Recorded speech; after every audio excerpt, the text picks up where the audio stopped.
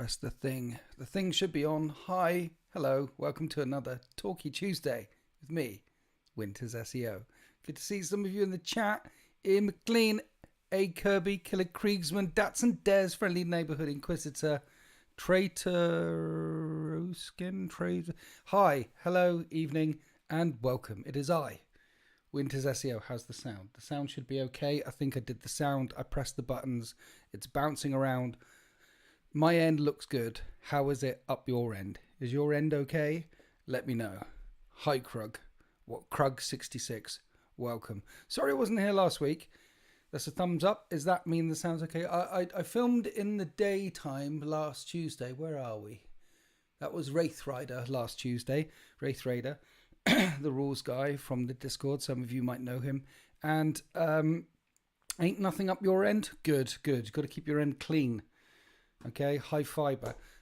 Yeah, and then in the evening I came down with this killer headache and I couldn't do the live stream. My head was banging. I think it's the weather's been, sound is good. Thank you, Andy H. The weather's been very changeable. It's like it's spring outside or something. It's been going up, down, left, right, all over the place. Raining most of the time. Datsun Des, thank you for your 19 months. That's a long time. Is it sunny in there? It's always sunny in here. See, that's the thing. You're under the bright lights now. You're on the main stage, winning tournaments, crushing this hobby for 30 plus years now. Been there, done that, seen it all. The future's so bright. I've got to wear shades. That's what it is. And I might want to talk a little bit about the Horus Heresy book series later on. So I put the lost shades on in case we get round to that point of the conversation. How are we in the chat? Is everyone okay? Evening, Woof Boot Chronicles. Still haven't changed your name to Stylus, even though your name is Stylus Woof Boot Chronicles. Evening. So yes, thank you to everyone who is currently in the chat. Hello to all the VOD squad who are watching this afterwards. Hello to all my subscribers. Please click share, sub, all that sort of thing. And if you'd really like to support me, then you can become a channel member. Every little bit helps. I've got a membership goal today. Last time we did a membership goal, we achieved our membership goal, which was 1 member, and we got it. I thought maybe this time we could go for 2 members this time. That would be lovely. You've got to have goals, apparently. Got to have goals to achieve them, to set them. So we've got some goals. So yeah, if you'd like to support me, Tier 1 channel member gets you all the emojis and things. Tier 2 gets you access to the Discord. Tier 3 gets you an extra battle report every single Winter's Wednesday. If we achieve 2 members today, I would very much appreciate it. And hello to everyone in the Mug Club. We are up to 49 members. So everyone who is in the Mug Club and people who've got Mug Club member stickers and things, thank you to you guys as well. Blinded by the reflection of light emanating from the winter's greatness. Thank you. Yes, I know. It's hard in the cheap seats, but cheap seats, but hang on tight. We're going to have fun here. Datsun Des has already gifted a membership, so there we go. The goal for 2 is already 50% complete. We're not even 5 minutes into the stream. Thank you very much, Datsun Des. You're legend. Trader Raskin was warm round of applause. Are you moving yet? Sorry, 1 minute. I'm slightly distracted by that in the background. He's having a shower. Ah, dear. We'll be reading Thousand Suns next, painting some heavy intercessors, having fun. Thousand Suns, I really like it, that book. It's one, like all the Graham McNeil books, they start off slow, but they've got so much depth to it. Thousand Suns, you actually go to, where is it? Damn it, my brain's gone. Nikea. You go to Nikea and you actually go to the Triumph of Ullanor for the first time. Good evening, Sullivan Gilbert. Welcome to the chat. Hello. So yeah, it's a good one. We go to lots of places with that one. You go to lots of places with it. I like it. I like that one a lot. Araman comes across as an absolute G. Are you making your way through all the... Look, we've got 2. We've achieved our membership goal. Andy H has gifted a membership as well. So that's it. We've achieved our goal of 2 members. Amazing. I should have goals more often. Killer Creasman, thank you for your donation. for the Biscuit Fund. You come in most weeks and just give me money for the Biscuits Fund, which I appreciate. I'm not sure my wife does, but I certainly appreciate it. And there should always be more biscuits for the Biscuit God and Crunchy for the Crunchy Throne. I haven't yet read the Araman series yet, Friendly Neighborhooding, because is it good? Because, yes, and remember to like the stream. I've got the, look, I'll show you a thing. Yeah. Someone lent me these ones, Evening Mick the Machine, and I think these are the Fabulous Bill ones. And I really tried, okay? I really tried to get into the Fabulous Bill trilogy. People said the person said it was good. Said it was really good. I got about halfway through the first one and I could go no more. I've got to return those to whoever it was who lent it to me. I forget who you are. He's in the Discord somewhere. I'm sure I'll meet them at March of Winters or something like that, maybe. But yeah, I couldn't do it. I'm not a big what is it? Traitor fan. Mick the Machine donating 5 memberships. We're membership goal of 2. We're up to 7 already. Thank you so much for your contribution, Mick the Machine. Can we give GG's in the chat to Mick, please? And to Andy. And to just GG's all round, chat. You're doing really well this evening.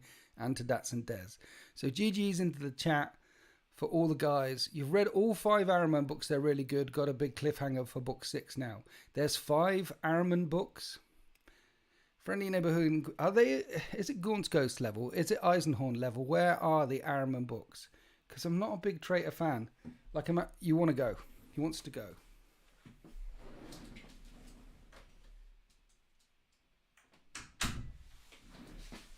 He doesn't like. He doesn't see. It's gone. GG's. Thank you. Well done. GG donators. Yeah. Is it good? I mean, what kind of level? Give it a mark out of 10. So, like, Eisenhorn is a good 8, maybe 9 out of 10. Gaunt's Ghosts, the whole series, the thing about Gaunt's Ghosts is the first few books are the weaker books in the series, even though they're awesome. Later on in the series, it gets better and better and better. So I give Gaunt's Ghosts a good, like, 9 out of 10 for me. But yeah, so the only real Traitor ones that I really sunk my teeth into are the ones by ADB, Aaron Dembski Bowden, and Night Lords trilogy, and Black Talon of Horus and Black Legion. Those are really good. But other Traitor books that I've tried, because I'm an Imperial player at heart, I found it. They're at least an 8, are they? At least an 8. Flebbers. Thank you for the King of the North. I've been to 2 now. Thank you. Yes. Thank you for your thanks. Yeah, we've got other events this year. I think the March of Winters event on the 6th of October is now sold out, though I'm sure a couple of tickets might come free as we go. Hi, Just Craig. Thank you. Welcome to the chat. Just Craig, you legend, you. And then, but there are still a couple of tickets left for the Horus Heresy event on the 23rd of June, and there's some tickets left for the Firestorm event on the 29th and 30th of June. Horus Heresy on the 23rd. 2-day event, 40k, Firestorm, Cardiff, 29th, 30th. All the details are in the Discord. Let's me fair. It's what is Eisenhorn level is an unfair level loss, but I'll give Araman series as a whole like an 8.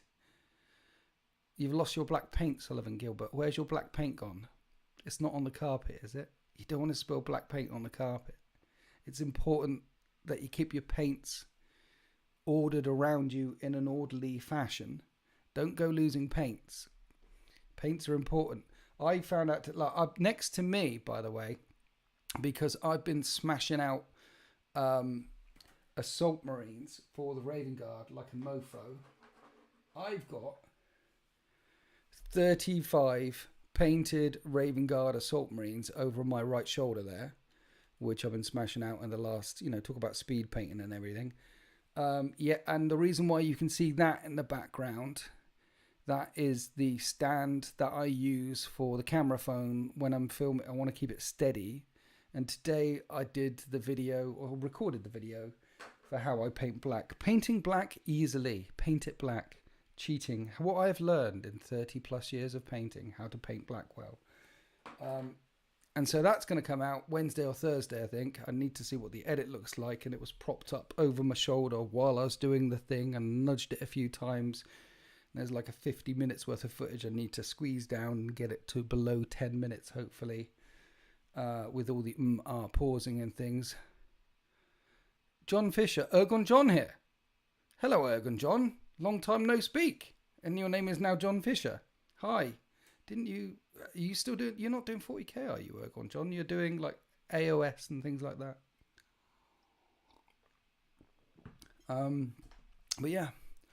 Welcome to the chat. You sat on it by accident. Yeah. How many of you have sat on a bit of paint by accident? I don't think I've sat on a paint pot by accident. I've certainly sat on the cat a few times by accident, which is trod on the cat once as well. It was very... Talking about my cat, P90, my pussy. I've got an old pussy. P90 is over 16 years old now, so he's been around the sun quite a few times. He's getting dizzy. He's going to fall over. And the last 6 months, he was getting a bit wobblier. And there was... A few weeks ago, he was getting particularly wobbly, and I thought, this is the time. We're getting there. At least I need to take him to the vets to give him a full checkup. And so I took him to the vets, gave him the full checkup, and he's rude. He's fine. He's in rude health. Just lots of stiff joints and aches and old things that old people get. Sullivan Gilbert, you know what I'm talking about. You're really old. Yes, and Sullivan Gilbert asked everyone, check your pockets for any black paint. If there's anyone in the chat with any black paint, please hand it over to Sullivan Gilbert, please. Yeah, mostly AOS now, but still got time for watching you. Oh, thank you, Ergon John. Thank you. Yeah, 9th edition lost a few people, didn't it? Ads? What does ads mean? I put the ads. You see the ads on the thing, on the live stream. I've tried to cut them to the minimum level. There's a thing that you can select on YouTube. Like, do you want them really much? Do you want them more? This is what we recommend. Or you could turn them to really low. I've turned them to really low, the lowest setting. So yeah, it's the fat that's keeping P90's joints lubricated because he's a chonky boy. We took him to the vets and he's on medication now, some kind of meloxicam type thing, which is for arthritis and things. And then they said, you need to bring him back after he's been on the meds a while so we can check his kidneys to see how his kidneys are coping. Now, a quick story about P90. He doesn't like the car. There was one occasion in the old house before I met my wife that there was a knock on the door in the middle of summer in the afternoon, and I opened the door and there was a big lad stood there, big bloke stood there, tattoos, big white fan behind him, and he was brooding and angry and looking at me and said, "Do you own a cat?" And I went, "Yes, I own a cat." And he opened up his van door and said, "Is this your cat?" And then P90 shot out the side of his van straight into the house upstairs. Didn't see him for a week. He hid. He was like, "Doom." I was like, "Yeah, that was my cat moving particularly quite fast." He said, "I was here yesterday working on that fella's house over there, and I got back home and opened the van and this cat was in the van. So I came all the way back down here, was knocking on doors, figured out that it was your house with the cat. I brought your cat back." I went, "Well, thank you very much. I appreciate you bringing your cat back to me. Where is your house, by the way?" And he said, "Cirencester," which is about 45 minutes up the road. So in the middle of the summer, and P90 must have crawled into the back of this van thinking, "Oh, it's nice here," and stretched out in the back of this white man's thing. And then at the end of the shift, he slammed his van together, driven like a white van man does, 45-minute up the motorway to Cirencester, in which my cat stayed in the back of his van overnight. And when he came to open his van in the morning, found my cat there. Can't imagine what the back of his van was like. I imagine it was a bit of a nightmare in there, but fair play on the fella. Bringing the cat all the way back. Hi, Woodsy. Thanks for joining. Bringing all the cat all the way back down to me. So I had fished in my pockets, had 50 quid on me. Said, thank you very much for returning my cat. Here's 50 quid. That seemed to cheer him up a little bit. He went away. Anyway, long story short, since then, P90 hasn't liked car trips. Whenever I put him in the basket to take him to the vet, he will, pardon my catachan, he will pee his pants. He will, and there's been a few occasions where he's pooed his pants on the visit to the vet or the visit back to the vet. And I can assure you that the first time it happened, driving the car to the vet and suddenly you smell this enclosed in the car, the smell of cat poo, it was a bit, yeah. So I was, he doesn't like car journeys so much, he shits the bed, is what I'm saying. So because of that, I've tried to avoid taking him to the vet at any possible time. So on this occasion, had to take him to the vets. He was fading, took him there, put him on drugs. He's on drugs. He's feeling much better now. Everything's fine. And he did shit the bed on the way to the vets, not on the way back again. Now, the thing is, he had to go back for a checkup to make sure his kidneys are okay and that he's not rejecting the thing. I took him back there, brought him back in the vets, and the vet gave him the once over like they did, and then handed them off to the nurse so the nurse could shave a bit and draw some blood and find out whether his kidneys are okay or not. And after about 30 seconds in there, we had this. So either the nurse was dying or P90 was running around the walls. Anyway, they took him back out a few seconds after that, handed him back over and said, no, we can't do it. We can't. He refuses to be shaved. I was like, well, look, I'll hold him down for you. I can talk to him. We'll have a chat. I'll pin his paws down, okay? I can get him in a headlock or something. Then you can shave him, take his blood, done. He said, no, we can't do that. Here instead are some more drugs. And I've got to go back next Monday. And what I've got to do is get these drugs down him so he gets stoned. So then I can stick him. So when he gets to the vet and he's all floppy and stoned, then they can shave him. Then they can take his blood. Basically, last week's trip to the vet and back to take his blood was a failure. We didn't manage to do it. He rebelled for the Emperor and all that. So he's feeling a lot better. Thanks for asking. Well enough to attack the vet and stop him, shaving the crap out of him and things. And so we've got to go back. And then now I've got to pin him down in the morning and put some... I've never tried to give him like pills before. And I'm sorry to hear about that, Andy H. I'm very sorry. No, I don't cut his claws. You can't cut his claws. You can't pick him up very much. He doesn't like being picked up. No doors in the house shall remain barred to him. All doors must remain open at all times, including the wardrobe sometimes, as you've sometimes seen on stream. He's very much his own man. He knows what he wants and he knows when he wants it. And we're here just to serve, right? That's how it works with cats. They own the house. We are just their servants. But I'm very sorry to hear of your loss, Andy H. I was in the vets a couple of weeks ago when he was having all his checkups and things.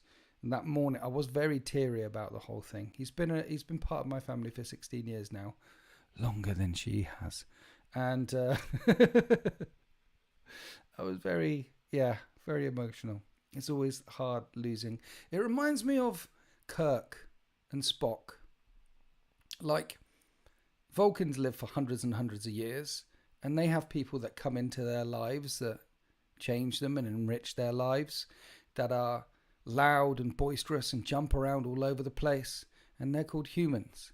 And then they die, and then they get another human. And we're like that with pets, right? We're the Vulcans and they're the Kirks. So, that's my cat story. That's my vet story. How have you guys been anyway? I wasn't here last week. Terribly sorry. Massive headache in the evening. I couldn't do it.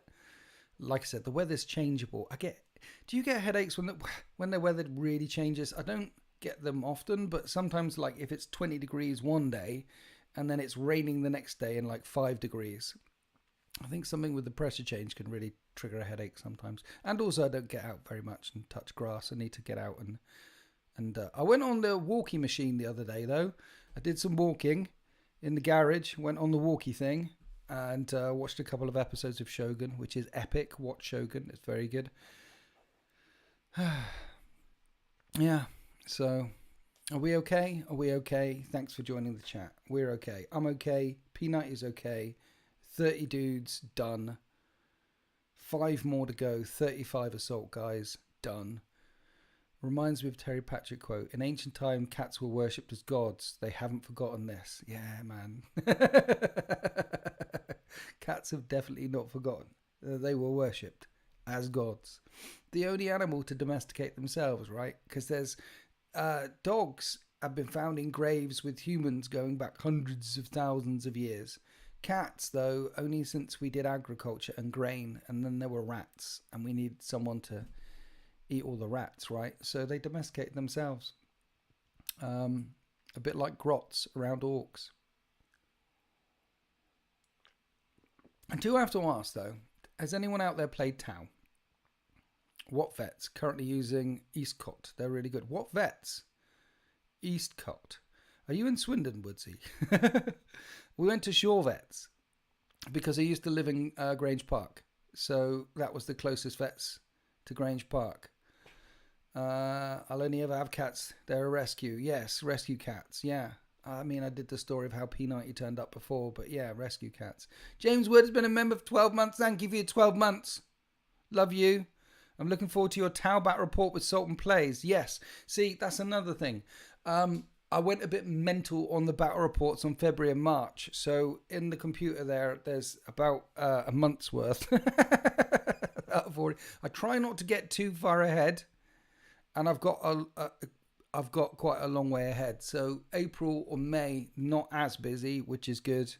Because then when you get too far ahead, then a balanced data sheet will come out. That will come out, or a codex will come out, or something will come out, and then something will change. So I try not to get too far ahead because then make them still relevant. You know what I mean? Played against Tau and Dawn of War last night. Does it count? No. Is there anyone in the chat who's played Tau or played with Tau or played against Tau? Because I did the Tau recently, pictures on the Instagram, Winster's SEO on Instagram, with Sultan, and we made a mistake, which was, it was Sultan's first time of playing it since the codex changed, so he wasn't too familiar with all the things. And then I played Admech, and that wasn't the greatest choice either, because I'm not too familiar with Admech yet. He wasn't too familiar with Tau yet, so it took us twice as long as we were going, what's going on? And like the pair of idiots that we are, we decided to play at 3,000 points. So it wasn't the easiest one to film. I'm going to go play him again on Wednesday, going around his house. And he's going to play some Tau.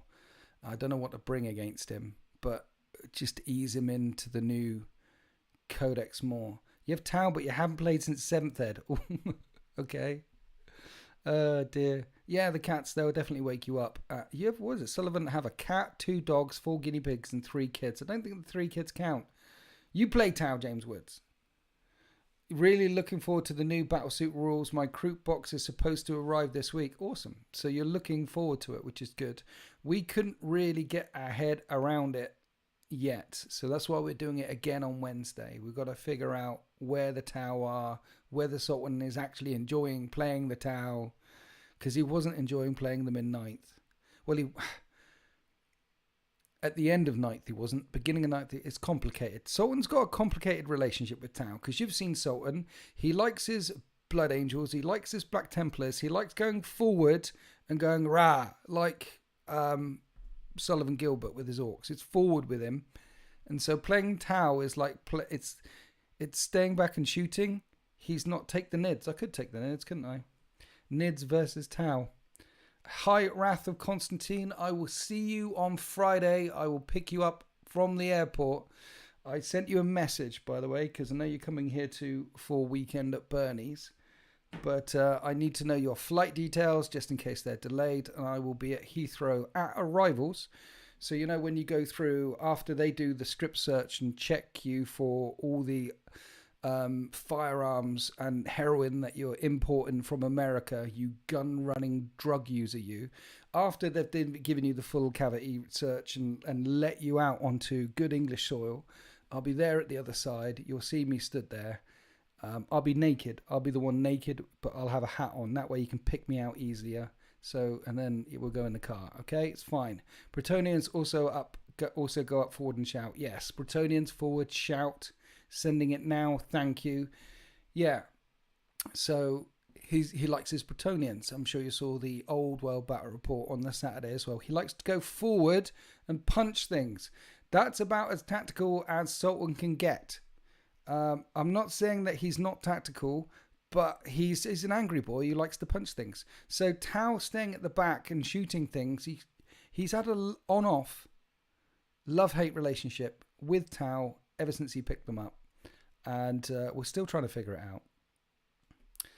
Yeah, you always get double searched. Well, it is your beard and the fact that the weird content's in your backpack and the fact, Wrath of Constantine, that you look very, very dodgy. Evening, Ian McLean, evening. Got to go or the wife argue. Sorry, okay, thank you. Take care, look after the wife. Enjoyed playing Tau against Orcs and Nids, jumping about and unleashing many shots and strategically tying up units in combat as a sacrifice for the greater good. See, Tau won the Adepticon thing, didn't they? They won all of Adepticon. Tau won best army, blah, blah, blah. Only they won with an army which is no longer legal. So on the weekend of the Tau Codex release, you've got this big news, Tau win, Crisis battlesuits with cyclic iron blasters that they can't take, 5-man squads of Crisis battlesuits which they can't take, but there's some piranhas and a couple of hammer. It was an interesting list. It was an all-comers. Anyway, they won with Tau with a list which is no longer legal that you can't play anymore. And it doesn't involve punching things. Sultan likes punching things. So we're going to play again on Wednesday, and the plan is to film another one on Saturday and Sunday, but a Wednesday round his house, I don't know what to bring. I don't think it's going to be Nids. I think after playing against him recently with Admech and breaking my brain a little bit and trying to film it, I just got to play either with Death Guard Necrons or the 13th. Just play a regular, an army that I'm most familiar with in this edition, so I can help pay attention to what his rules are too and help him, you know what I mean, so that when we come around to playing it on Sunday, it's more fun that way. It's more fun that way. Yes, Sultan's Tau army was the DZTV Tau army painted by Den of Imagination. Yes, that was one of the armies that we got commissioned by Den with, the Tau one. It was originally with Liam. Liam didn't want it, didn't like playing it. So gave it to Sultan, because then Sultan's appeared with it on the channel many times. And then we got the recipe for the painting from Den of Imagination. So Sultan's added bits here, there and everywhere. But yeah, Tau these days, hard to play against. Not exactly sure where they are as an army. I just want Sultan to love them. I just want Sultan to love playing the game, love playing his Tau, because I like killing Xenos. And Sultan just playing Imperial armies all the time. It's fun. Every time I play against his Imperial armies, his Space Marines, I feel like it's a training exercise. Like we're just training. But Xenos. Nothing better than killing filthy Xenos. Unless I'm playing the filthy Xenos, then I don't want the filthy Xenos killed. Then it's not filthy at all. For example, Necrons. Not filthy, very clean. Oiled. Ripped. You know what I mean? Coffee done. Cheers to the Mug Club members. Moving on to the water. Water. Got to keep your fluids up. And so we've got a couple of Tau players in the chat, and you haven't tried the new stuff yet. Okay. And Tau did the Adepticon thing, but okay. We've got Orcs coming soon. And Custodes, I think they announced. I think this spring it was going to be the Tau, Orcs, and Custodes. No idea when those are coming out. But I've got a couple of Orc battle reports that I filmed. One with Sullivan Gilbert, who's in the chat, and one with Archon John. So I think those are the ones that will come up on Wednesday and Saturday. 2 Orc battle reports in a row. One on Wednesdays for the Tier 3 channel members, and then also on not Saturday, Sunday for everyone else. Because I've no idea when need to get them out. Because Orcs are going to be changing soon. Or, you know what I mean? Don't get too far ahead of yourself. Got to get them out. Ah, dear. Yeah, so Wrath Constantine, I'll pick you up from the airport, mate. And then we're coming. You want to drive all the way, so that's going to be 1. We're going to get back here, 2:30, and then play. And then where are you staying in the evening? How are you going to get to Bristol the next day? Because you're going to the weekend at Bernie's. You need to get down there. You took your B-snagger, pretty much all squigs. 3-2 at Manchester GP. Nice. Hoping your squigs don't get nerfed. We'll see what they do to... They already pretty much nerfed the boys on Squig Hog boys, because they made them very, very expensive. 250 points now. You arrive on Thursday. We play on Friday. I'm picking you up Thursday. I'm glad you're in the chat, mate, because otherwise I'd have gone to the airport on the Friday. Heathrow.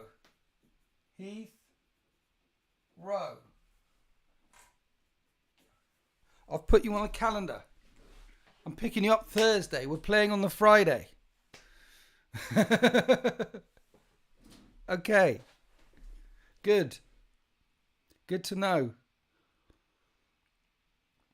So I'm picking you up on the Thursday. Bring you here or something. I don't know where you're going. Then we're playing on the Friday. Which is good because it's still... I'm treading on shit all over the place. Because it leaves the Friday evening free because I'm supposed to be seeing Alex on the Friday evening, which is good. We've got that fixed. Yes, we have Wrath of Constantine. Glad you're in the chat. Need to check my things more often. Where are we? Yes, so Orcs. Orcs are good fun. I can't see them nerfing Squig Hog Boys anymore because they're very, very expensive now. But they are very, very good with their concrete skin and their 5-up feel no pain and their very high toughness. I can't see them nerfing them much more. And they are the newest thing. I think Orcs need a bit of a bump, though, in points-wise. Or... because I've got a bunch of Orcs, I've got a bunch of Squig Hog Boys away at Den of Imagination right now, along with a couple of Death Dreads, because I like Death Dreads. I like 100-point miniatures, like Dreadnoughts, Carnifexes, Death Dreads, Fetid Bloat Drones. I like that sort of range, points range of thing. A tough, chonky thing that has an amount of firepower or amount of punch.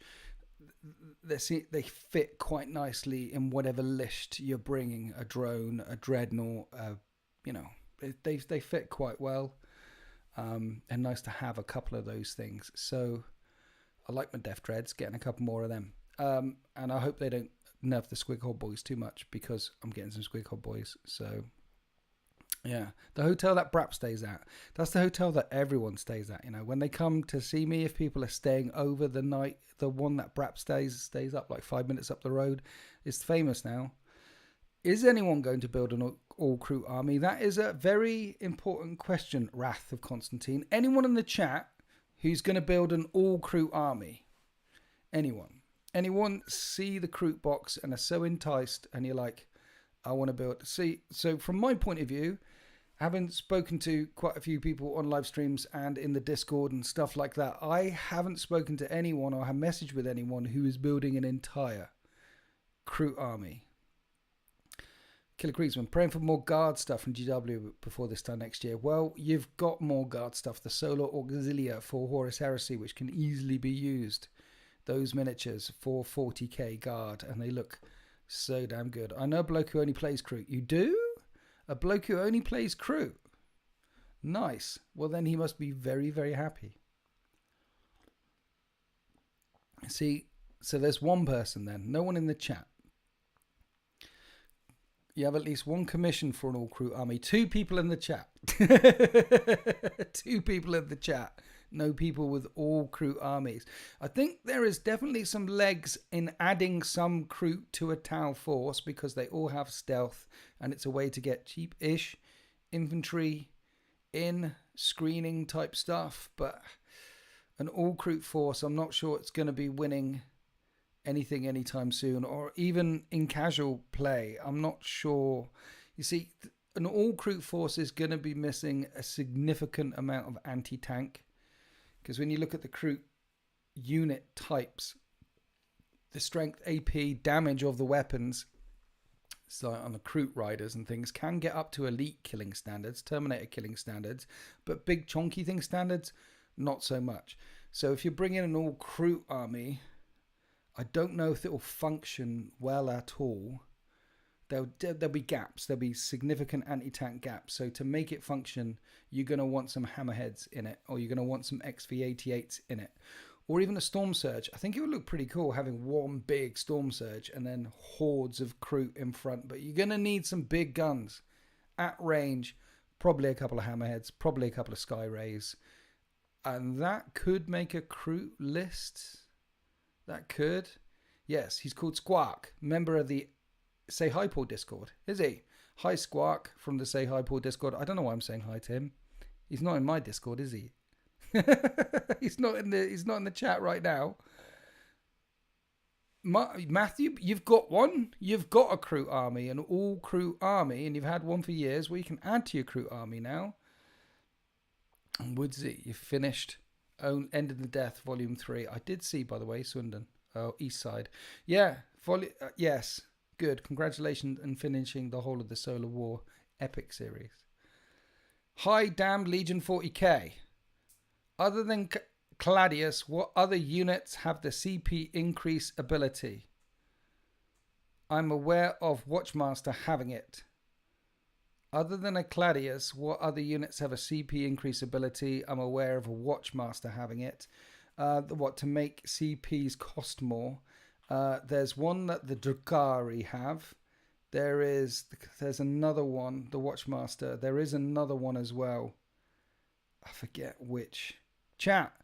Which stratagems? There is another one, as well as the Drukhari, as well as the Watchmaster. Thank you for okay. Which are the other strats which increase the CP costs after you've used it? Someone's used one on me before. Phobos Librarian? I'm not sure it's a Phobos Librarian. I'm fairly certain that there's a Leagues of Votan one. I think there's a Leagues of Votan one. That if you use a strat, then it costs more expensive if you use it one more time. There's a couple out there, basically. Damn Legion 40k. I can't remember them off the top of my head. The chat aren't jumping in here, so neither can they.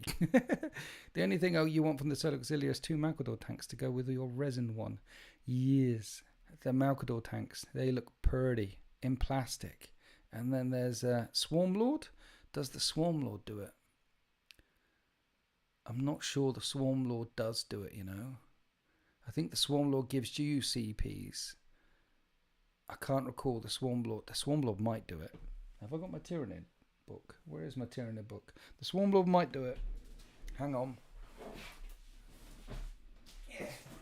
Space Marines, Necrons. It's not here.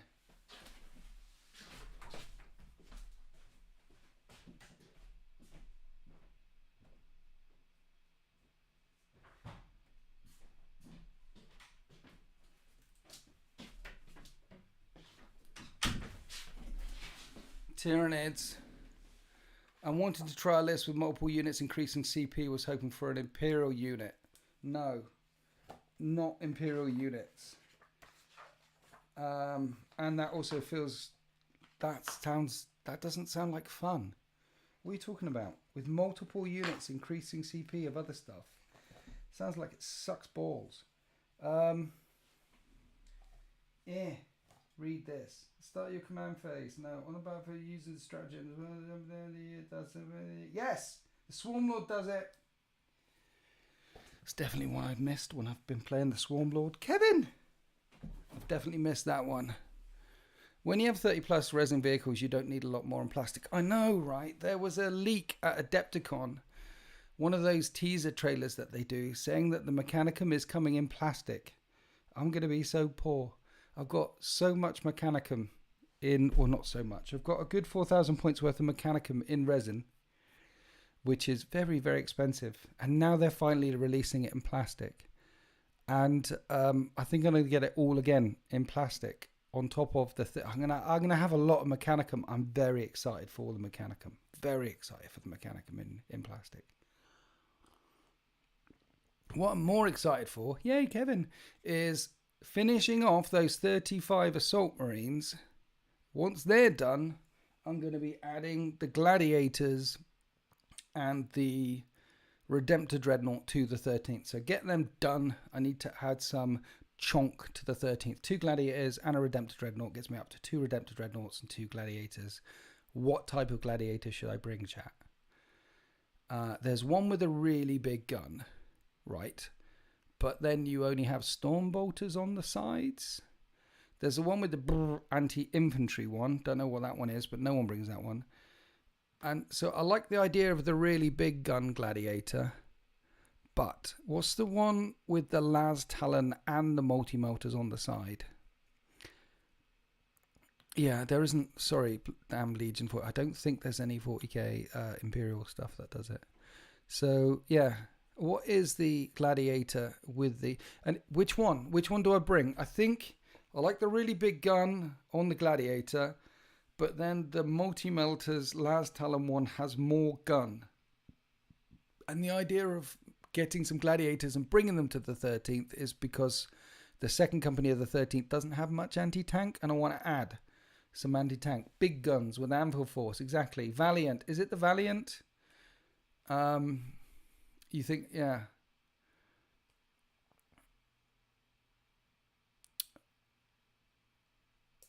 Yeah, I do love the 30k AdMech range. Don't want those 30k AdMech resin prices. I know. The 30k AdMech range is so much better than the 40k AdMech range. And I love them both. Gladiator Valiant is the Last Talon multi-melter. Is that the one? So 2 of you are saying Valiant. Because the one with a really big gun is nice. Isn't that D6 plus 3 damage? But it's only 2 shots. It's like the Redemptor Dread. It's not. It's like the Repulsor Executioner. It seems like a good idea, but you often miss one of those shots or don't wound with one of the shots. So you got to roll a hit, then you got to roll a wound, and then your opponent is going to make one of the two shots. Sometimes one gets through, and then you roll a 1 for the damage anyway. I like the one with all the. I think it's going to be the Valiant is the Last Talon multi-melter version. Okay. The answer is all the Gladiator. Yeah, 2 Gladiators and 2 Redemptor Dreadnoughts. Just give me some chonk to the 13th. What do I add to the 13th, though, after I added that chonk to the 13th? And do I add to any of the Dark Angels as well? See, the thing about adding to the Dark Angels means I'm not adding to the 13th. And that's the problem. And the Dark Angels list is very specific. And it's all got the Deathwing in it. And I feel like I should just focus on the 13th and not add anything to. That's a lot. Gladiator Reaper is the anti-horde one. Lancer is the big old cannon one. Reaper is the. Yeah, no one brings the Reaper. I mean, if in your local meta you play against lots of Tau, lots of Guard, lots of Eldari, then you might want the Reaper, the anti-horde one, because most of your mates play against it then. But I think generally speaking, if you're bringing a tank, you want anti-tank options, right? You like the lore for them. Add a Butty Van. I'm not going to add a Butty Van to the 13th, Solomon Gilbert. I mean, a Butty Van is good. But the Americans right now don't even know what we're talking about. And you could say it's a chip Butty Van, but they don't even know what chips are. They think that chips are like chip things, but instead of the chip things that they are, they think they're like chips, but not chips, you know? Americans get confused about all sorts of things.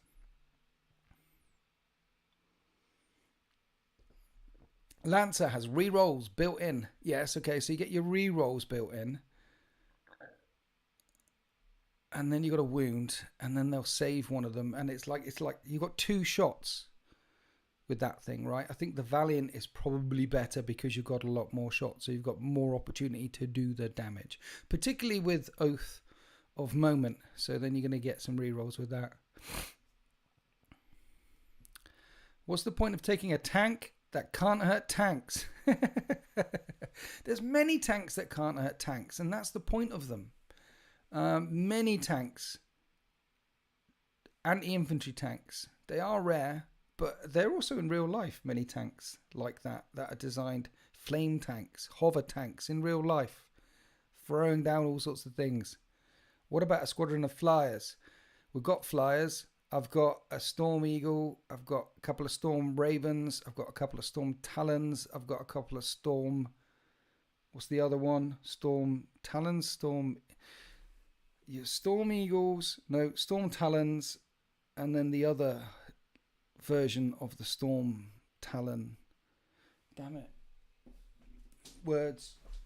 It's... Yeah! I've got loads of flyers for the 13th. The reason why I don't use flyers, 3 Thunderhawks.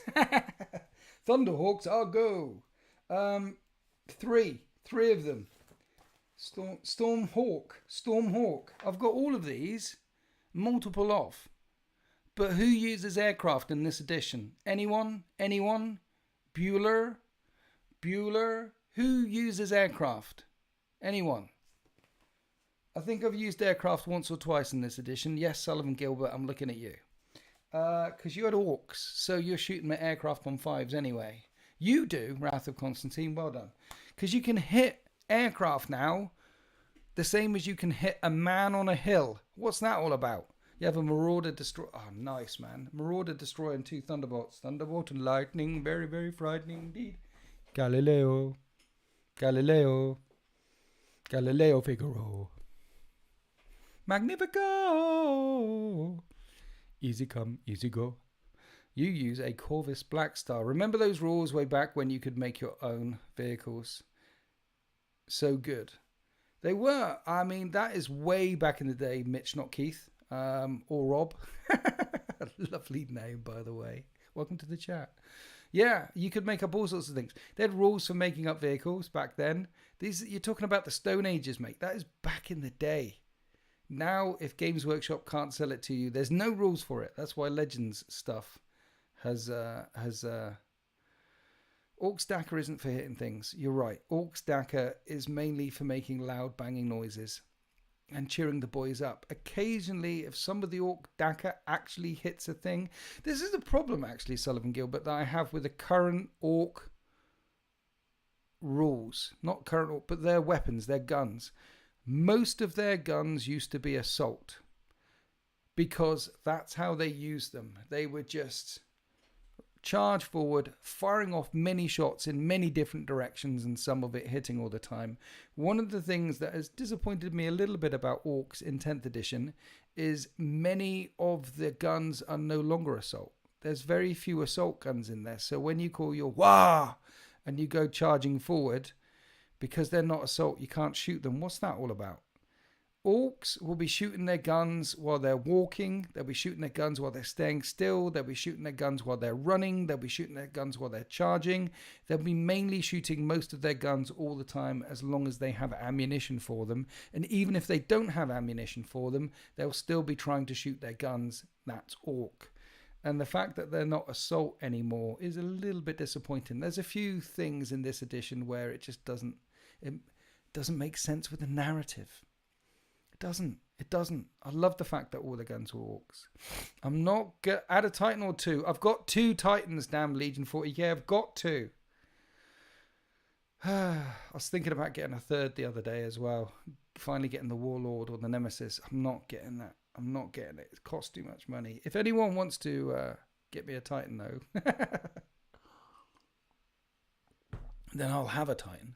I'm still gutted my Death Skull's no longer lucky. I know. You have to play as... Well, the Death Skulls thing and the Lucky Blue thing and that came for a while and it's gone again now. I'm sure like in the Space Marine book where you've got the Iron Lance and the Storm Wing and the green wing and the left of field, and this is what the blue guys do, and this is the bike list. And I'm sure in the Orc Codex we're going to get something like that as well. In the Tau Codex we have Montcar and Kaon. In the Orc Codex I'm sure we're going to get something very fast that is meant for the red ones, and something that is supposed to be quite shooty for the blue ones.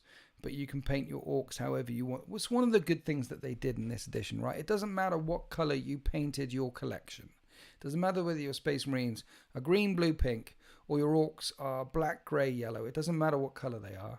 You can use whatever detachment you want to use for your collection. And that's how rules should be written, I think. Rules. Here's a chunk of rules that help you play with your collection.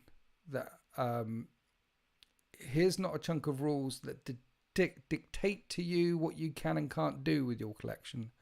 I think the more open... Why am I doing this with my hand? I don't know. I think the more open the rules are for those sorts of things, the better, you know? You can't... What? Kill a Kriegsman when you can pack 8 Hellstrike missiles into a ground target and leave it to smoking crater. Nice. Nice. I think, Mick the Machine, we all agree that 8th edition was the best edition of 40k. I think the internet has agreed on that some time ago. And then they screwed the pooch with 9th edition. And they tried to pull some people back with 10th edition. And they did, succeeding in pulling some people back with 10th edition. But they made a lot of money in 10th edition by getting rid of the Force organization chart for the first time ever. And just bringing in the rule of 3. That unlocked a boatload of money. So we're never going to go back to Force organization with 40k because they've found the light. They're like, hey, you can bring through anything. So 3 Thunderhawk gunships, anyone? I could do that. He was happy there wasn't the pyramid thing in play on Sunday. I don't know what you're talking about, Tinky Yuki. The pyramid thing?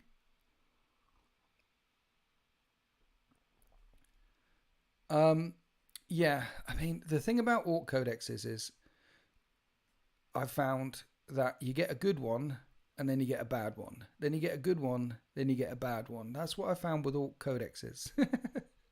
Like, all the way back.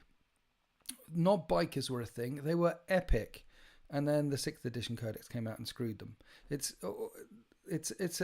a pendulum for the Orcs. Other people tend to get consistently good codexes all the time that kick ass all the time. I don't know how many people in the rules writing department at Games Workshop play Craftworld Eldar, but I'm assuming every single one of them, because they've got a raging boner for Craftworld Eldar, haven't they? It's just been strong codex after strong codex after strong codex. Necron Monolith. Right, okay. What was on Sunday? Swamp, yes. Yeah, so on Saturday there was the Old World one. On Sunday it was Swamp Song versus me. Swamp Song had a lovely army. I say Swamp Song, RGB Miniatures. Check out RGB Miniatures on YouTube, where Swamp Song has put a video up of him with his Necron Monolith with a tree growing out the top. You meant the Sultan Stylus game was published then. That was the Saturday one. Sunday, that was an extra one. Sullivan Gilbert, everyone, round of applause for Sullivan Gilbert. He's found the black paint. He finally found the black paint that he had lost 50 minutes ago. He's found it. It only took him 50 minutes. I know Sullivan Gilbert is very, very old, but and even older than me. And he forgets things from time to time. He's probably got sat on his painting desk right now with one sock on, wondering where the other sock has gone to. Who knows where the spare socks go to, by the way. But a round of applause for Sullivan Gilbert. Thank you, Mick the Machine. He found his paint. Probably not his other sock. Necrons versus the Mech, I thought was a lovely game. Thank you, Matthew Booth. I mean, RGB Miniatures. Check out RGB Miniatures on YouTube, or Swamp Song, as I know him. He's a lovely guy. He's been to a number of events. His painting is beautiful, and he's not competitive at all. He epitomizes to me what most of you are in the chat. And I say that hand on heart, having played a lot of you in the chat and having met a lot of you in the chat. I haven't played a lot of you in the chat, but I've played many of you in the chat and met many of you in the chat. And which is someone who just wants to have fun with toy soldiers. So that's what RGB Miniatures says. That's what Thompson says. He just wants to have fun with toy soldiers. It's not about winning or losing. It's about having fun and rolling some dice, right? And that's how I like playing 40k. Winning is a bonus. But I don't play 40k to win a game of Warhammer 40k. I play Warhammer 40k to play a game of Warhammer 40k with, here is my lovely collection. Here is the setting that I like to play. Here's the worlds. Here's the table. This is my sci-fi. This is my bag. Let's play with toys. We're boys with toys. You know?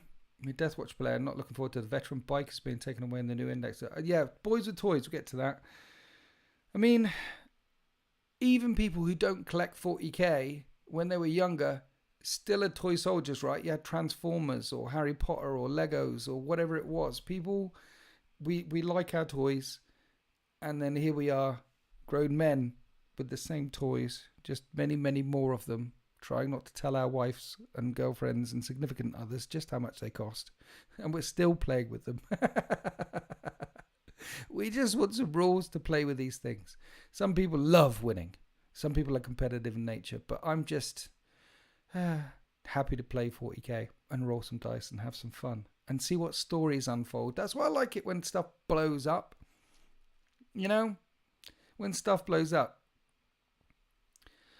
when stuff goes horribly wrong, for me or for my opponent, I don't care. When a thing charges a thing and smashes into and then this thing just completely doesn't die and kills the thing that charged them, it's like, oh, I didn't expect that to happen.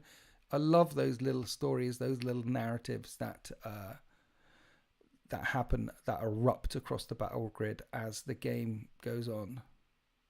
The amount of lying about cost I do with my wife is shameful.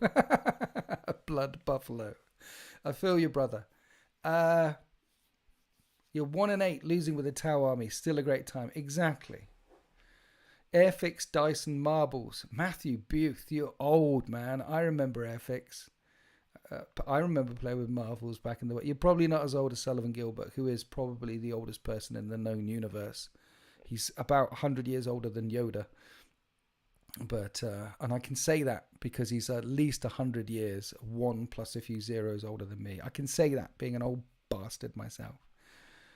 But yeah, guys, in the chat, put a 1 in the chat if you're truthful with your partner about how much this hobby costs. 1's in the chat. And then any other number if you're not truthful with your partners about the true cost of this hobby. I mean, do they know? If they know, I want to see 1s. Honestly, if they really like my wife, she knows. Okay, I can't look at this. Look at that. I can hardly hide this from her. 1s if they know, other numbers if they don't know. She knows. She's not happy with it, but she knows. 1, 1, 1, 2, 6, 1, 1, 1. See, we've got some people here in some happy, healthy relationship. 1 because she buys me a kill team once a year. What they don't know. I know what they don't know doesn't hurt them, right? What they don't know doesn't hurt them. I think the best way to do is have a nice budget and say, look, this is my budget. I'm not going to exceed it. Agree on a budget with them. When I first met Kat, that's what it was. I told her right on the first date, like, I do this thing. This is what we do. And she was like, okay, that's your hobby. Fine. And then when we got together, it was like, yeah. And then when we got round to getting married, it was like, look, we're going to set a budget. And if I stay within the budget, she won't question, no matter what silly things turned up. 2 Titans is tough to hide. I know. She nearly died of shock one day when I told her what I've spent over the past few years. Don't tell her it in one go. And over the past, no, don't do that. You say, yeah, that's not a good idea. You never took a partner because I couldn't afford both. It was either a love life or 40k. I can't do both. She knows about my mini. She paints them, but maybe my $90 tank was really, yeah, a $90, yeah. Same with children. Mine thinks Sultan is doing my commission. Is mine Sultan doing your commission is very nice of them to do that. Yeah, it's very nice of Sultan to paint for free, do any commission for you, or anyone doing any commission for anyone for free. Yeah, it's you've got to be honest. You've got to be honest, okay? Arrange, sit down, make a cup of tea, open up the hobnobs, look them in the eye, have a genuine conversation about, look, this is the budget. I need this budget.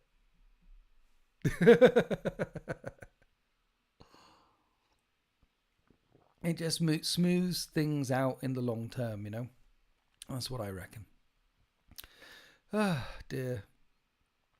You were quite hungover when you told her, so you weren't quite with it. You don't come out and say it straight away. Don't say, hey, this is how much it costs. They'll get, no, don't do that, because it's an expensive hobby. But I'm glad there's a few people in here who are actually talking. I mean, Just Craig, I knew Just Craig would. He's truth seeker, look. Unstable Llama, Mick the Machine, Killer Kriegsman, Matthew Booth, Fleebless. Lots of people who are like, yep, they know, they have to tell them. You only found 40k through this channel without any experience. Oh, okay. Since 2020. Well, I'm your intro into Warhammer 40k. I don't know how I feel about that. I'm terribly sorry to your bank manager and to your wallet. Yeah, very sorry about that. Welcome to the hobby. Of course she was upset about the Titans cost. Of course she was upset about the cost of Titans. Titans are expensive. They're not cheap unless you get the little ones for Adeptus Mechanicus. Oh dear. Talking about cost, here's the thing. Has anyone seen Dune 2 yet? Anyone? Hands up in the chat if you've seen Dune 2. Because going to the cinema these days, that was expensive. I hadn't been to the cinema for like ever. Yep, yes, yeah. Dune 2 was solid, yeah. Seen it, yeah. I hadn't been to the cinema forever, right? Yes, not yet. Yes, so a bunch of you have seen it. I'm not going to spoil it for those that haven't seen it, but I was dead keen to see Dune 1 and very keen to see Dune 2. I only just saw Dune 2 last week because I waited for the queues in the cinema to die down a little bit, because I had read Dune back in the day when I was a teenager, way back in the day. It's worth it to see it in the cinema, it is. And so I read the book, and then when Dune 1 came out, I was blown away.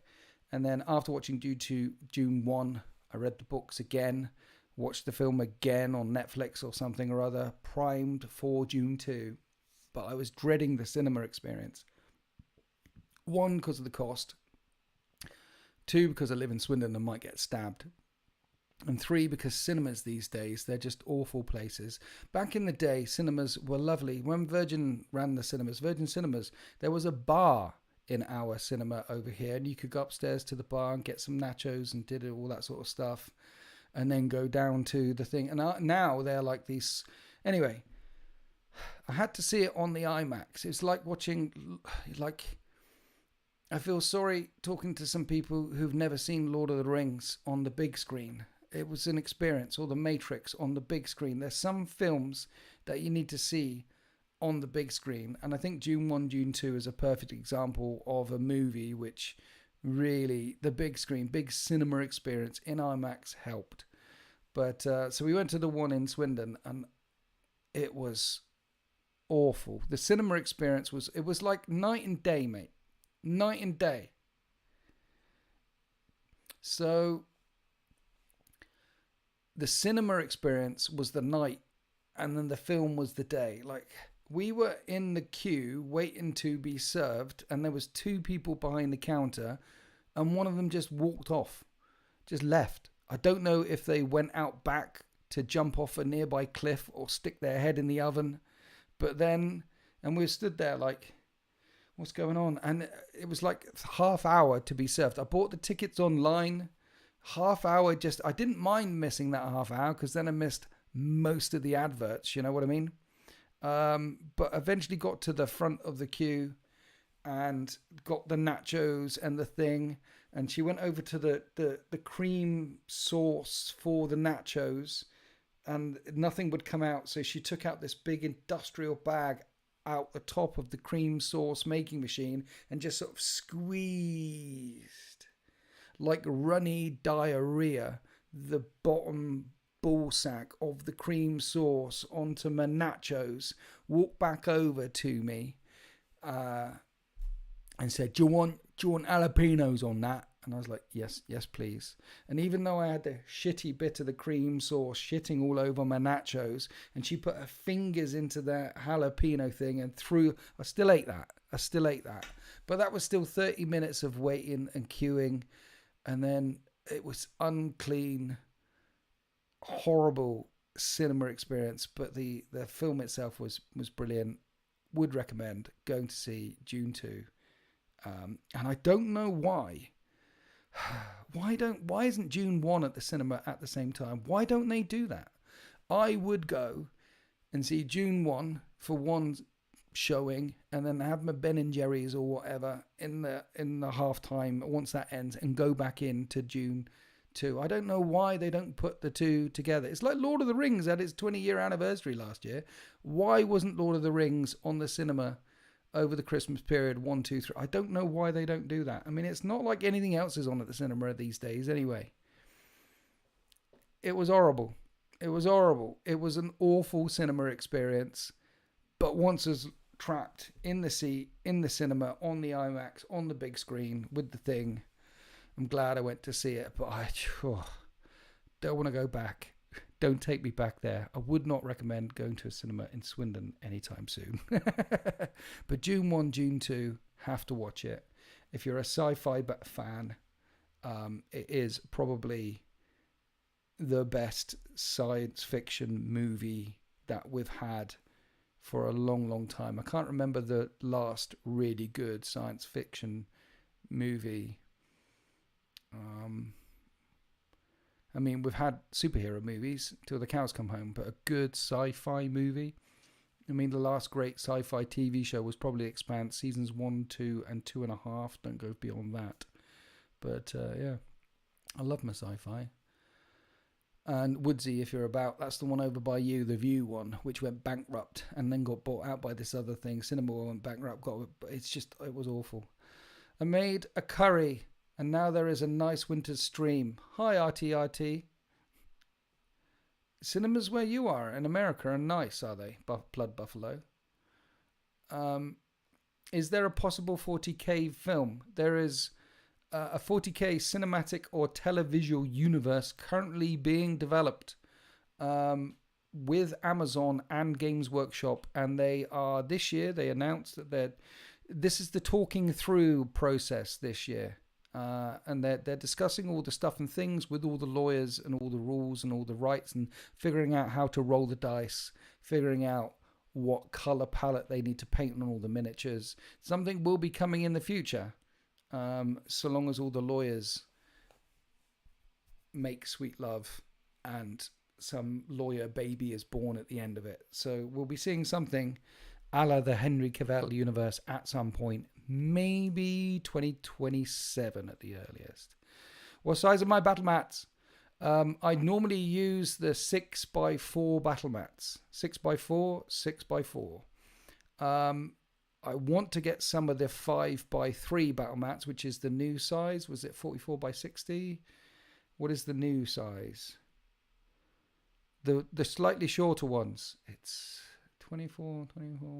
Yeah, the normal size ones are the ones I want to use more of them for the 40k. But my table next door is 6x4. Most of my battle mats are 6x4. I've got some of the official minimum size ones as well, but I like playing on a bigger board.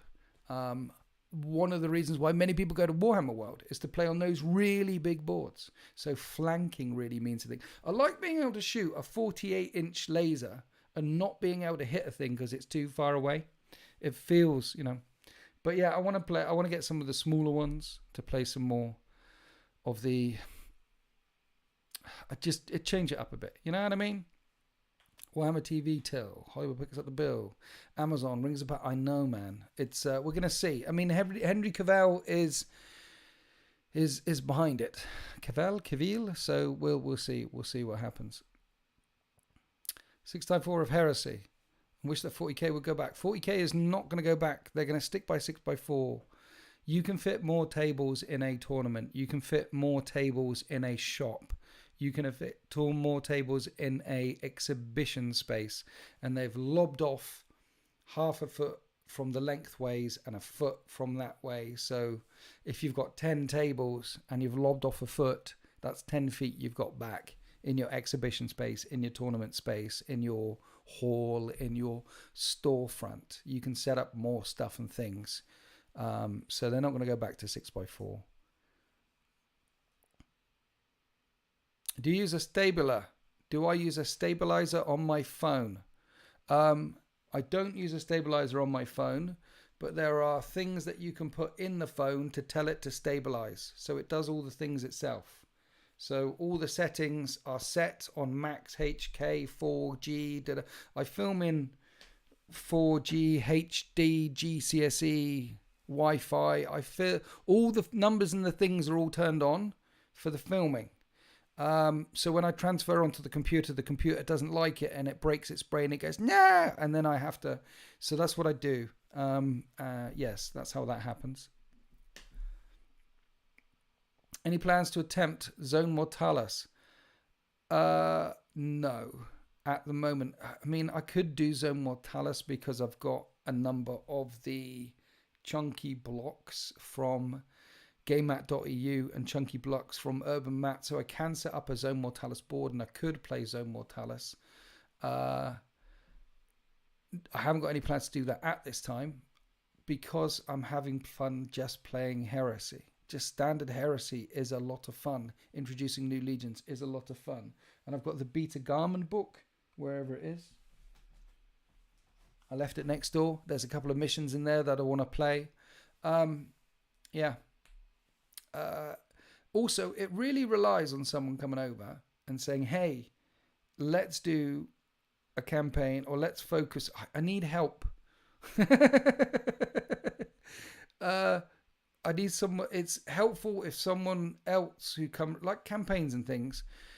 Other people think of the rules, and other people think of the and how it helps. Like the Warhammer Fantasy Old World that I did, that helped. I didn't have to. Stylus had read all the things, and the boys had studied all the things, and then I read and studied the things, but didn't need to remember all the details because I'm sure all of you out there have never seen a battle report on YouTube with a mistake in it at any time. Every single battle report that's ever been recorded on any channel has 0 mistakes in it because we tried really hard. We study really hard to make sure that they're all 100% accurate. It's a thing that us YouTubers, we go to a club every other Tuesday. All of the YouTubers in the world meet in Iceland to make sure we go over all our videos and make sure no one's ever made any mistake at any time. And that's what we do. So, and then that'll be another thing, Zone Mortalis, for me to download in my brain to make sure that I'm never making any mistakes. It helps when other people know all the things, is what I'm saying. Winters, I'll do a campaign with you in a heartbeat, says Just Craig. Well, Just Craig, let's have a discussion about that. Stylus, what a guy. Sultan, what a guy.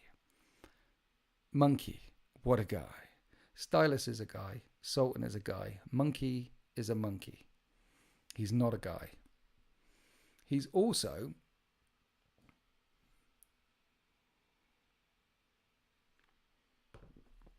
a living saint, Monkey. He's one of the kindest, most good-natured, generous, positive. No, he's not positive. He's very negative. But he's a very kind, thoughtful human being, Monkey. He's like a living saint. I've rarely met someone who's genuinely he's wholesome. I love the man to death. Monkey is a mammal. He's a lovely mammal. He's a lovely guy. Stylus is pure evil. Stylus has murdered people.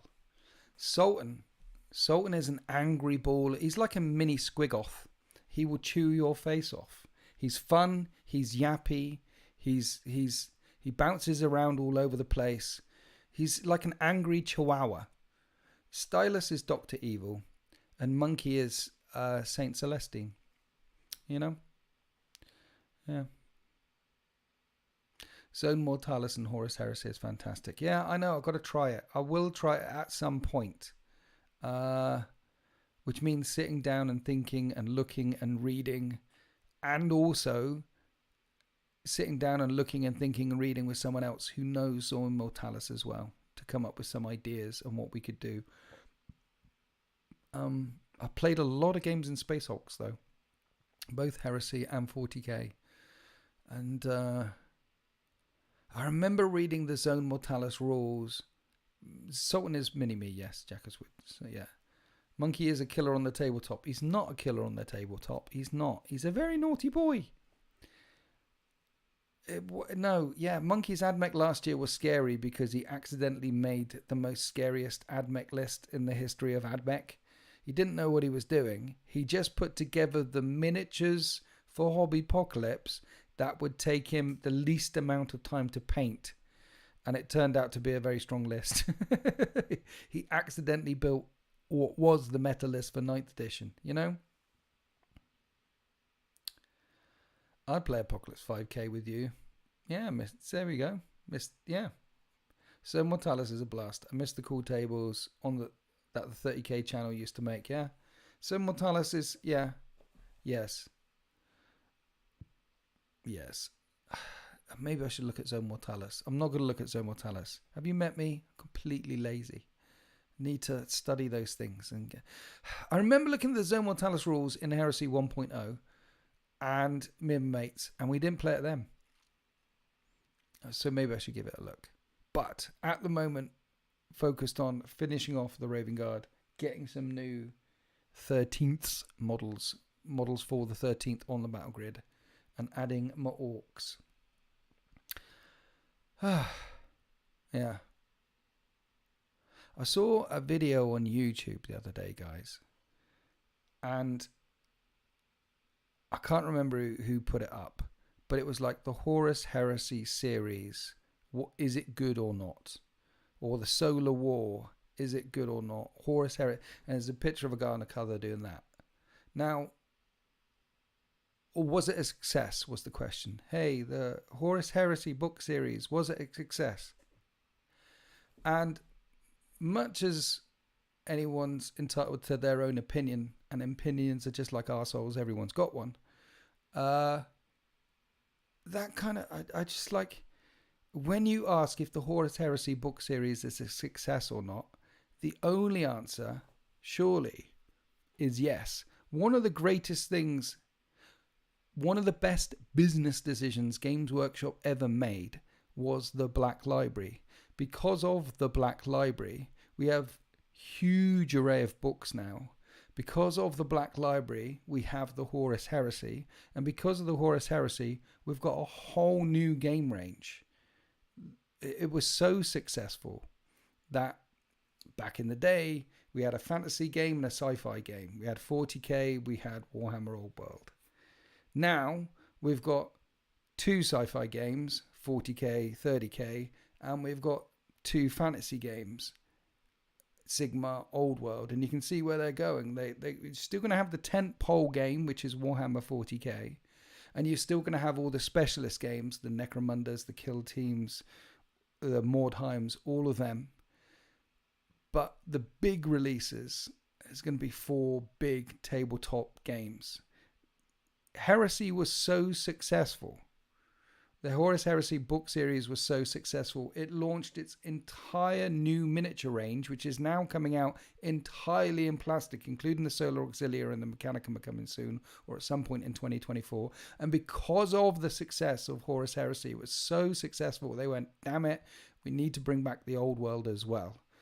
So we've got, it changed them from a smallish company into this bigger and bigger and bigger and more. It was undoubtedly a success. And another way that it can be counted as a success, not only in monetary terms, in business terms, is in literary terms. Has anyone else done a book series which is 60 books long for a I mean, you can get books on the Clone Wars. You can get the Dune books, 6 books.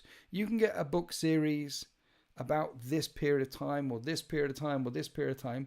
But a 60 book series over one event in the history of Warhammer 40k, it's just the Horus Heresy from before the beginning to the end. The whole thing, written by multiple authors over 16 years. I don't think anything like that has been done in literary history before. Literally. I think it's a world first. And they nailed it. Some people might not like it. Some people might like it. Some people this. Opinions, arseholes, the same thing. But the fact that they managed to nail that down over a decade of writing, over a dozen authors, start it and finish it, and off the back of it comes this whole new range of models, whole new range of books. How can that not be considered a success by any metric? I didn't understand this thing, and it just triggered me a little bit. The Horus Heresy book series. And there's some people out there as well. Mr. Men series. Yeah, I mean, yeah, Mr. Men series. Yeah, it's... Okay, apart from the Mr. Men series, is there a literary series as great as the Horus Heresy, apart from the Mr. N series? And yes, it does sound like the channel was just trying to flam the algorithm for hate clicks, which is, yeah, YouTube hates stuff. YouTube is all about hate stuff because outrage, people click on the things that outrages them more than they click on the things. What do you think about the books that cover the Indominus Crusade, Dawn of Fire series? They're okay. They're hit and miss. I got about halfway through book 3 and then I stopped. And now I'm doing the Gaunt's Ghosts on Audible for the first time. I've read Gaunt's Ghosts many times. They're just sat down there. They're probably my most read series. I mean, I've read Eisenhorn a bunch of times as well, but the most read series, actually, having said that, I've read the first 3 books of the Horus Heresy about 6 times, and I've read Betrayer and The Outcast Dead about 4 or 5. But as a single series. Anyway, I can't recommend the Horus Heresy book series enough. If you're out there and you're thinking, well, that's 60 books. It's a long way to go. It's going to take me years. What else you got to do with your time? Get it on your Kindle or get it on your phone and listen to it while you're painting. If it takes you 5 years to get to the end of the Horus Heresy while you put in a Tuesday shift or a Wednesday shift or a painting shift once a week, every week for the next X number of years, then you're going to be in Warhammer 40k, well, Warhammer 30k heaven for the next 5 years on that 1 day a week, every week. Can't recommend it enough. Consider it like Coronation Street or a long-running soap opera. Immerse yourself into this massive, long-running soap opera for many, many, many years. And there'll be highs and there'll be lows and there'll be boring bits, but there'll be awesome bits. The highs don't get any higher as far as content goes. Cannot recommend it high enough. Hoping to crush a book or 2 on the flight over. Maybe another on the way home. Yes, you should, Wrath and Constantine. Jackus Woods, thank you for pimping the channel memberness. Yes, if you'd like to support me, then you can become a tier 1 channel member and get all the emojis and the badges. Tier 2 gets you in the Discord. Tier 3 gets you an extra battle report every single Winter's Wednesday. Thank you to all the channel members out there. You don't know. Thank you so much for all my channel members. I really, really appreciate you. You changed my life. Blood Buffalo, thank you for your donation. I hate is bad. Yeah, I hate is good for videos. Here's money for resisting. Dawn of Fire, Raid, Iron Kingdom, I'm good. Direct sequels to Gate of Bones, Here Souls is good. Okay. Yeah, I hate it is, yeah, people do on YouTube, I hate it videos all the time to get the clicks. Yeah, Dawn of Fire, what I'm going to do is I'm going to listen to all the Horus Gaunt's Ghosts through, and then I'll probably go back to, I literally stopped listening to the Dawn of Fire book 3 about 3/4 of the way into it, I stopped. I kind of ran out of steam. Was like, the first one was good. The second one was goodish. And the third one just kind of started dragging for me. And I was listening to it thinking, I just want to listen to God. I think I spoke to a fella who was like, hey, I just listened to Jack Wood. Thank you for gifting 5 memberships. Thank you so much. I appreciate you. Do I need to read the novellas for the Horus Heresy 2? Ash Main, the answer. Anyone? A round of applause. GG's in the chat to Jack Wood for gifting all the memberships. I really appreciate it. And you're trying to get Tiri. You're trying to get Tiri Yuku a membership. Nice. GG's in the chat. Book 3 is awful. Jump back on book 6. Gav Thorpe derailed the series on book 3. Book 7, Sea of Souls, is awesome so far. So you're saying go back to book 6. GG's in the chats. Thank you for all your GG's in the chats. So go back to 6 and 7, huh? Blood Buffalo. Dawn of Fire, book 6 and 7. What about just leave 4 and 5 then? Yeah, I like the fact that they're doing the Indomitus Crusade books and pulling it all together. Book 6 is a direct sequel to book 2, Gate of Bones. Okay, cool. So, yeah, I will get back to it at some point. So, as for the Horus Heresy, do you need to read the novellas for the Horus Heresy 2?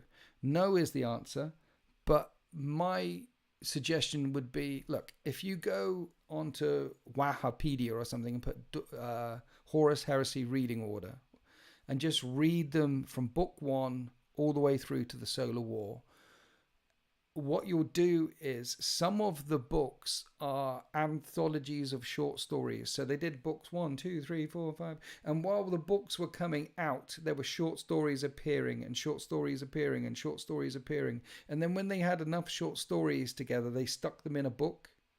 And that'll be book 19 or something. And then you keep reading. And then book 32 is another anthology of short stories. I would recommend you do all the books, including the short stories as and when they pop out. Because some of the short stories, just like in the whole of Horus Heresy, some of them are bad, but most of them are good. Most of the books are good, some of them are bad. And then some of the books are absolutely excellent. And again, with the short stories, most of them are good, some of them are bad. But some of them are absolutely excellent. The Lightning Tower, absolutely excellent.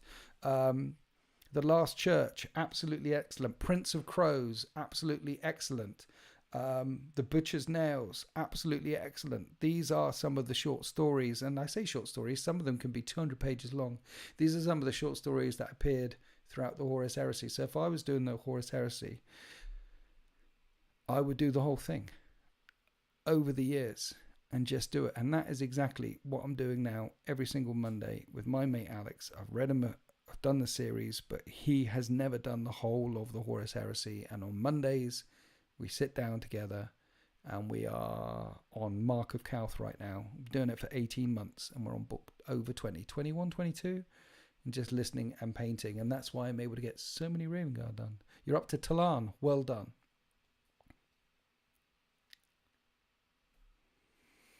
The stories, Crazy Kill Switch, the stories are the most important aspect of Warhammer. One short story in White Dwarf turned into 30 plus years of obsession for me. Exactly. I Have Terror is my favourite 40k novel. Dark and twisted. Good early 40k fiction. Exactly.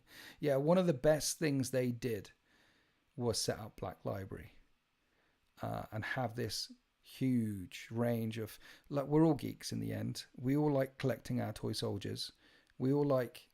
And that was it at the start, just collecting and playing toy soldiers. And then they added books. And then they add, yeah. Now, it's such a creative stuff. We've got the painting, you've got the collecting, you've got the books, you've got the art, you've got the... Why wouldn't you want to immerse yourself in it? Siege of Vrax is a 3 books long and massive book. The Siege of Vrax is in the Imperial Armor books. But they've announced that they're going to be making the Siege of Vrax in novel form for the first time. So I'm very looking forward to that one. Hopefully they don't screw it up. The Fall of Cadia, which was, they've released in a book now. The Fall of Cadia, a standalone 40k book. Recommend it. They didn't screw that up. Check out The Fall of Cadia. Good 40k book. So hopefully they don't screw up the Siege of Thrax. Is there a crossover with the First Age of Silmarillion? I think there is, definitely. 40k the Silmarillion crossover a few times. Didn't know it was a game. I picked up the book 15 hours because it looked cool and got hooked on the lore. Yeah, I was chatting to a fella who was chatting to... I know a couple of people who got into the hobby through the books. That they read some books and they were into the 40k universe or the Horus Heresy universe or the extended universe. And then they found out after the fact through reading books that it actually is a tabletop miniatures game. Just like some people found out after playing video games that there's a tabletop miniatures thing. The IP has expanded so much now to cover many different genres. But yeah, how can you make a video saying the Horus Heresy was not a success? By any measurable metric, it was the most successful thing that Games Workshop have ever done. And I love the fact that I'm playing Heresy now because it keeps 40k fresh for me. If I was just playing 40k all the time, I should have done it sooner. I should have learnt 2 game systems because 40k keeps Heresy fresh for me and Heresy keeps 40k fresh for me. I find them both fun. It's lots of fun that way. There's much fun. Big wow. Anyway, how far are we in? An hour and a half? Speaking of video games, what happened to Space Marine 2? It got delayed. And I'm happy they're delaying it. They can delay it until the cows come home, so long as it isn't a glitched out buggy mess when it arrives. So they said it's been knocked back because it was due to come in summer this year. It's been knocked back to either the end of this year now. And they can knock it back as long as they want to because, I mean, we all remember Cyberpunk 2077, right? It's a good game now, but at the time it was unplayable. Its release date is September the 9th. Okay, so it's gone back to September the 9th. Yeah, I'm really looking forward to Space Marine 2. I've got to figure out, got to talk to Sultan and stuff, because there must be a way to stream. People stream video games, and I'd love to stream playing Space Marine 2. Just stream it to you, with you guys cheering along in the background. That could be fun. But I don't know how to press all the buttons, so I need to talk to someone who knows how to press all the buttons to set it up for me. Anyway, hour and a half into the stream. That's an hour and a half of length. That is, I need to let you guys get on with your lives and things. So this is your 2-minute warning. Any more questions and things before I bugger off? Thank you for all the likes. Please like, comment, share, subscribe. Thank you for all the donations and the new members this evening. I'm glad I ignored Cyberpunk until last year. It's a very fun game. Yes, I picked it up about 9 months after release. It was good fun then. Sultan, for example, I know he's played Cyberpunk about 3 times over. He loves his Cyberpunk. He's got pictures of the things, all the Cyberpunks, he loves his Cyberpunks. Thank you, Mick the Machine. Thank you, Ash Main. Thank you, Jack Wood. Thank you, Just Craig. Yeah, we'll catch up soon, Just Craig. I've got you on the 25th of April. Yes. Killer Kriesman, thank you. Disappears into the battlefield carrying shovel. You're 490. That's what the Imperial Guard call it. The shovel. The 490.